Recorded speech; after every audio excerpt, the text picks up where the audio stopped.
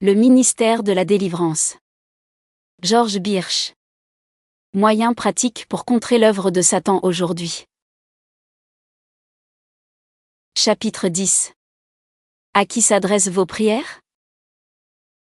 Page 179 à 188 pour la version anglaise et page 118 à 124 dans la version française.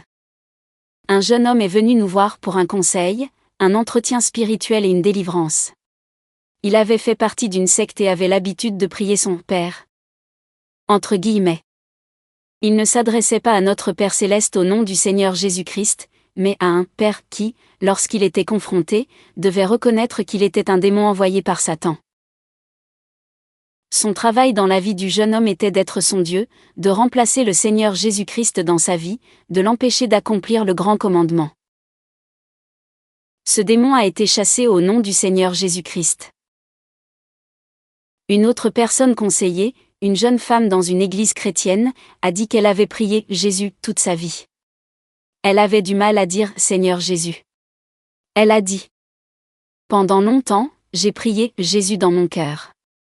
Nous avions l'habitude de nous tenir par la main et d'invoquer Jésus, Jésus, Jésus. Elle s'est rendue compte qu'elle n'avait jamais vraiment connu le vrai Seigneur Jésus-Christ, mais qu'elle en avait fait son Seigneur et son Sauveur lorsque nous l'avons conseillé. Ces personnes ne priaient pas le Père céleste alors qu'elles pensaient être en contact avec lui. À qui adressez-vous vos prières?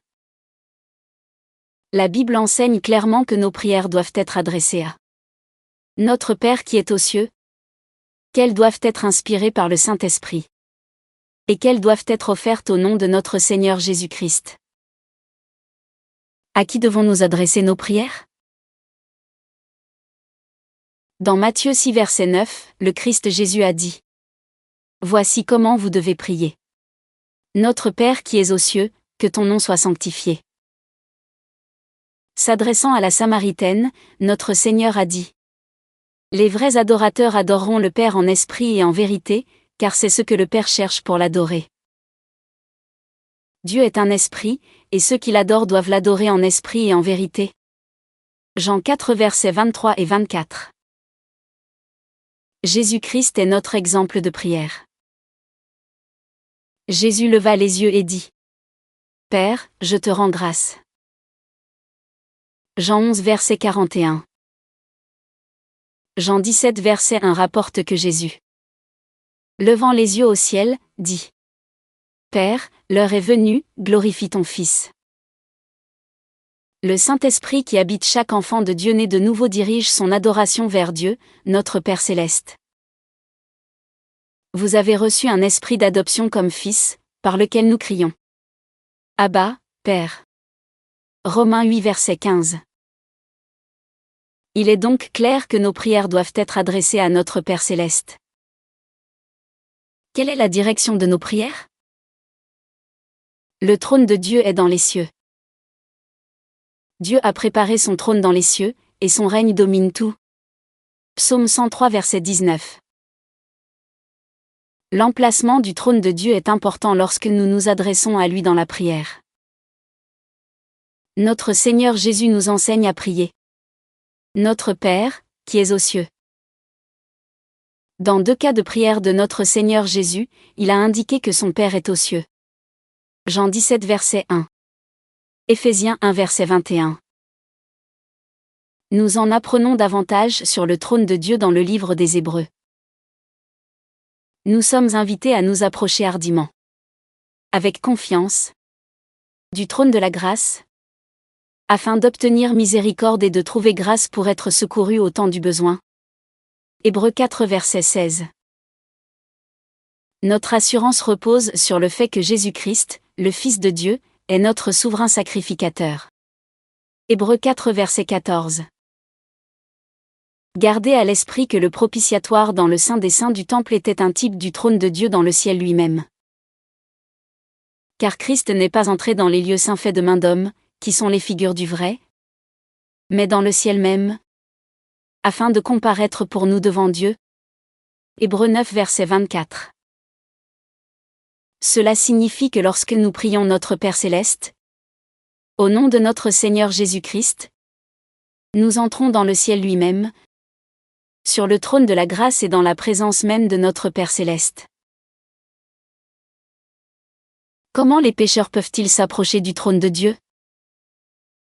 Les pécheurs doivent s'approcher du trône de Dieu par l'intermédiaire d'un médiateur. Car il n'y a qu'un seul Dieu et un seul médiateur entre Dieu et les hommes, le Christ Jésus. 1 Timothée 2 verset 5. Notre Seigneur Jésus a dit: Je suis le chemin, la vérité et la vie, nul ne vient au Père que par moi. Jean 14 verset 6. C'est la vérité absolue de Dieu. Il existe un moyen d'entrer dans la sainte présence de Dieu et d'être accepté. Et ce moyen, c'est Jésus-Christ. Nous pouvons venir avec assurance et confiance si nous venons par Jésus-Christ. C'est en lui que nous avons l'assurance et l'accès, par la foi en lui. Éphésiens 3 versets 11 et 12. Dieu nous a acceptés en son Fils bien-aimé, Éphésiens 1 verset 6. Jésus lui-même nous a donné l'autorité de prier le Père en son nom. En vérité, je vous le dis, tout ce que vous demanderez au Père en mon nom, il vous le donnera. Jusqu'à présent, vous n'avez rien demandé en mon nom.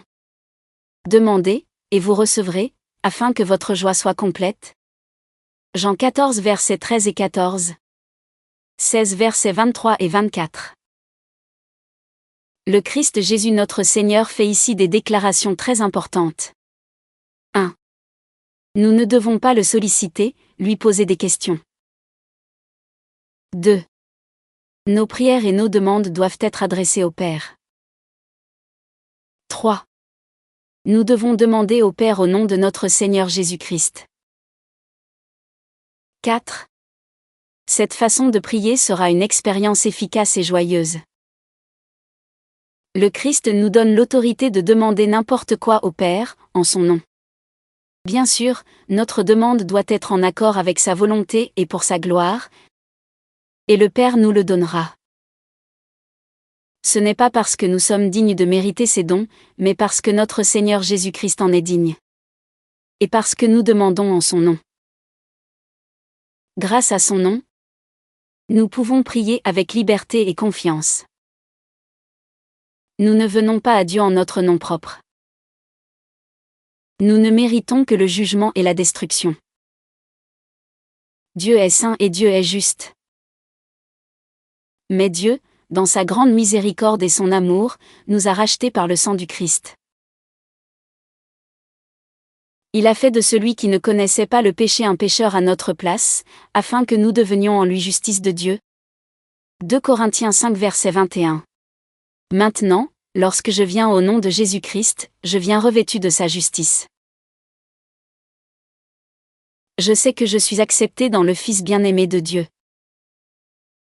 Quelle merveille que notre Seigneur Jésus-Christ nous ait donné l'autorité de prier en son nom. Quel est son nom selon les Écritures? Dans les 4 évangiles, notre Seigneur est généralement désigné sous le nom de Jésus. Il était connu sous le nom de Jésus de Nazareth. Le nom Jésus signifie « Sauveur ». Il est identique au nom de Josué dans l'Ancien Testament hébreu. Mais Jésus était et est toujours un nom commun. Comme nous l'avons expliqué dans un chapitre précédent. Le nom Christ signifie « le roi ». Jésus a averti les disciples dans Matthieu 16 verset 20 de ne dire à personne qu'il était Jésus le Christ, car le temps n'était pas encore venu de le rendre public. Cela ne manquerait pas d'avoir des répercussions religieuses et politiques. C'est d'ailleurs la raison pour laquelle les Juifs l'ont crucifié. Matthieu 26 versets 62 à 66. Le jour de la Pentecôte, après la mort, la résurrection et l'ascension de notre Seigneur et la venue du Saint-Esprit, notez ce que Pierre, rempli du Saint-Esprit, a dit aux Juifs. Que toute la maison d'Israël sache donc avec certitude que Dieu a fait Seigneur et Christ celui-là même que vous avez crucifié. Acte 2 verset 36. Désormais, il a été déclaré publiquement qui il était. Dans les Épîtres, notre Seigneur est honoré par ses titres. 1 Corinthiens 1 verset 1 à 3. Éphésiens 1 versets 1 à 3. Dans ces versets, les titres suivants sont utilisés. Jésus-Christ, Seigneur Jésus-Christ, Christ Jésus, Christ, Seigneur Jésus-Christ. Dans Corinthiens 12 verset 3, il nous est dit que personne ne peut appeler Jésus Seigneur si ce n'est par le Saint-Esprit. Satan ne veut pas que Jésus soit appelé Seigneur. Les démons, qui sont sous l'autorité de Satan, résistent à l'utilisation des titres de Jésus par ceux qui sont sous leur pouvoir. Mais le Saint-Esprit veut honorer le Seigneur Jésus-Christ avec ses titres. Lorsque nous l'appelons Seigneur, nous reconnaissons le Christ comme le Seigneur de tous et le Seigneur de nos vies. Lorsque nous l'appelons Christ, nous l'appelons Roi. Il est le Seigneur des Seigneurs et le Roi des Rois. Quelqu'un m'a dit: si je commence ma prière à mon Père Céleste au nom de mon Seigneur Jésus-Christ, dois-je utiliser à nouveau son nom à la fin de ma prière? J'ai répondu: non, mais n'est-ce pas une bénédiction? Quel est le rôle de l'Esprit Saint dans la prière? En effet, nous n'avons pas reçu un esprit de servitude qui nous ramène à la crainte, mais vous avez reçu l'esprit d'adoption, par lequel nous crions: Abba, Père. L'Esprit lui-même rendant témoignage à notre esprit que nous sommes enfants de Dieu. L'Esprit lui-même rend témoignage à notre esprit que nous sommes enfants de Dieu. Romains 8 verset 15,16.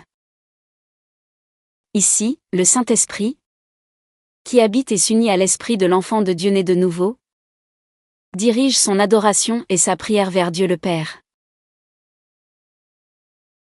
Notez ce qui suit dans ce verset. 1. L'adoration doit être dirigée vers le Père. 2. L'adoration est en esprit, accomplie par le Saint-Esprit à travers notre esprit. 3. L'adoration est dans la vérité. Le Seigneur Jésus-Christ est la vérité. Toute véritable adoration est inspirée par le Saint-Esprit, comme l'illustre magnifiquement Éphésiens 5 versets 18 à 20. Soyez remplis de l'Esprit, parlez entre vous par des psaumes, des hymnes et des chants spirituels. Remplis de l'Esprit, parlez-vous les uns aux autres par des psaumes, des hymnes et des chants spirituels. Chantez et faites retentir votre cœur pour le Seigneur, en rendant toujours grâce à Dieu le Père pour tout, au nom de notre Seigneur Jésus-Christ. Quelle est l'importance de prier selon les Écritures? Est-il vraiment si important que je prie de manière scripturale, en gardant toutes ces choses à l'esprit? Dieu n'entend-il pas toute prière sincère? Oui, c'est parfois vrai. Mais ce n'est pas toujours le cas. Vous vous souviendrez de l'exemple de Roger et de sa femme qui s'adonnaient souvent à ce qu'ils appelaient pratiquer la présence de Dieu. Ils l'ont qualifié d'expérience glorieuse. Mais vous vous souviendrez aussi que l'esprit qui était à l'origine de cette glorieuse expérience s'est avéré être de Satan et a été chassé au nom de notre Seigneur Jésus-Christ. Oui, il est important de prier selon les Écritures, comme le Saint-Esprit nous l'enseigne et nous guide. Lorsque j'ai été confronté à ces vérités, j'ai dû y réfléchir sérieusement et changer ma façon de prier. J'ai trouvé que cela en valait la peine. Il ne faut pas juger les prières des autres, mais prendre personnellement l'habitude de prier de cette manière et d'instruire les autres lorsque l'occasion se présente. Suggestion pour une vie de prière puissante. Dieu se réjouit d'exaucer les prières de ses enfants lorsqu'ils marchent dans la lumière avec lui et recherchent sa gloire. Mais il y a des conditions. Il y a des choses négatives qui rendent les réponses aux prières impossibles. Et il y a des choses positives qui accomplissent la volonté de Dieu et assurent des réponses à nos prières. 1. Rappelez-vous que les réponses à la prière sont le fruit de la grâce, par le biais de la foi. Nous ne méritons rien de Dieu, mais dans son grand amour et sa miséricorde, il nous fait grâce en Jésus-Christ notre Seigneur. 2. Il y a souvent des obstacles à la prière. Vous n'avez rien parce que vous ne demandez rien. Jacques 4 verset 1. Combien de fois ne consacrons-nous pas du temps à la prière et à la parole de Dieu? Cela devrait être une priorité dans nos vies. Nous devons réserver du temps chaque jour pour être dans la présence de Dieu. La prière peut aussi ne pas être exaucée parce que vous demandez mal, afin de l'épuiser pour vos désirs. Jacques 4 verset 2. Un autre obstacle à l'exaucement de la prière peut être l'iniquité dans nos cœurs. Psaume 66 verset 18. Voici, la main de l'Éternel n'est pas trop courte pour sauver, et son oreille n'est pas trop lourde pour entendre. Mais vos iniquités ont mis une séparation entre vous et Dieu, et vos péchés vous ont caché sa face, pour qu'il n'entende pas. Ésaïe 59 versets 1 et 2. Le péché nous sépare de Dieu et donne du terrain à Satan.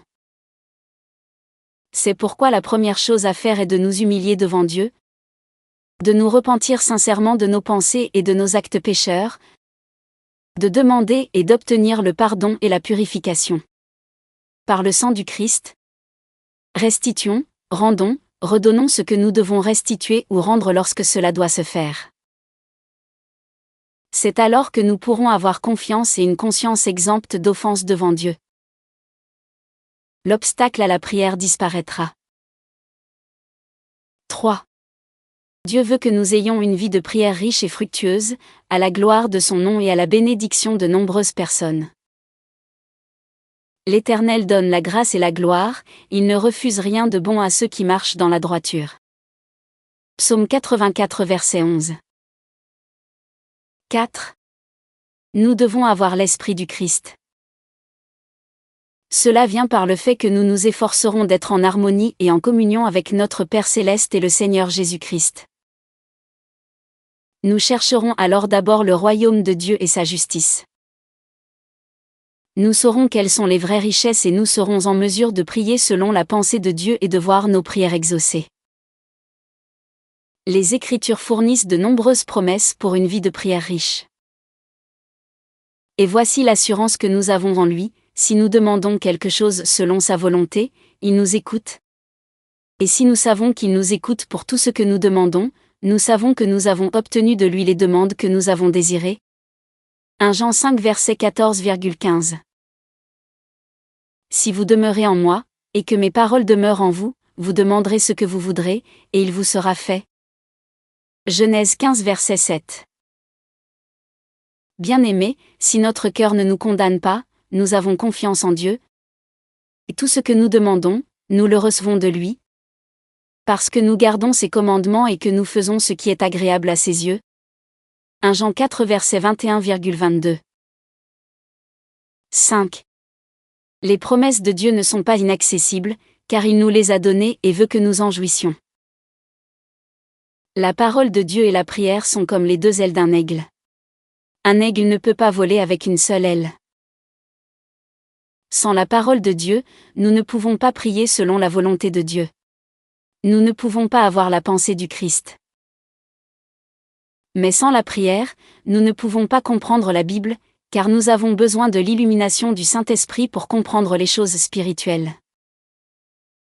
Et lorsque nous exerçons ces deux ailes, en priant selon la volonté de Dieu telle qu'elle est révélée dans sa parole, nous montons avec des ailes d'aigle.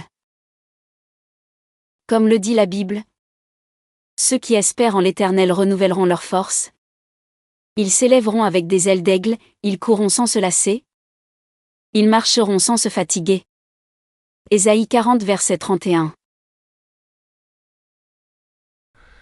Résumé des concepts de la prière tels qu'ils sont présentés dans ce chapitre. Qui priez-vous? Tout d'abord, priez notre Père Céleste, Matthieu 6 verset 9. 1. Priez notre Père qui est aux cieux. Matthieu 6 versets 6 et 9, Jean 4 versets 23 à 24. 2. Au nom du Seigneur Jésus-Christ. Jean 14 verset 6, versets 13 à 14. Jean 16 versets 23-24.